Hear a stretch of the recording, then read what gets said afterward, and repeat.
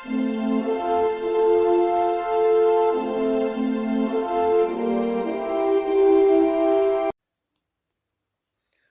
காலத்தில் மிகவும் ஆர்வம் கொண்ட அரசர் ஒருவர் இருந்தார். இந்த அரசர் ஒருநாள் பெரிய பாறை ஒன்றை சாலையின் நடுவில் வைத்தார்.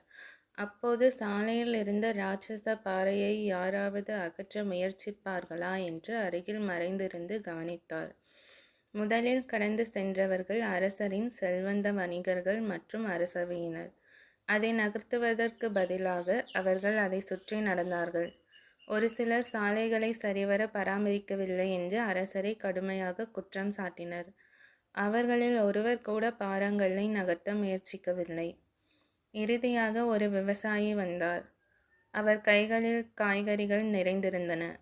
அவர் பாறாங்கல் அருகே வந்ததும் மற்றவர்களைப் போல அதை சுற்றி நடக்காமல் விவசாயி தனது சுமையை கீழே போட்டுவிட்டு கல்லை சாலையின் ஓரமாக நகர்த்த முயன்றார். கடுமையான முயற்சிக்கு பிறகு அவர் வெற்றிகரமாக பாறையை நகர்த்திவிட்டார். விவசாயி தன் சுமைகளை சுமந்து கொண்டு தன் வழியில் செல்ல தயாரானார். அப்பொழுது பாறாங்கல் இருந்த இடத்தில் பணப்பை ஒன்று கிடப்பதை விவசாயி பார்த்தார். அதை எடுத்து திறந்து பார்த்தார் விவசாயி. அதில் தங்க காசுகள் மற்றும் அரசரிடமிருந்து ஒரு குறிப்பு இருப்பதை பார்த்தார். பணப்பையில் உள்ள தங்கம் பாறாங்கல்லை சாலையிலிருந்து நகர்த்தியதற்கு கிடைத்த வெகுமதி என்று அரசரின் குறிப்பு இருந்தது.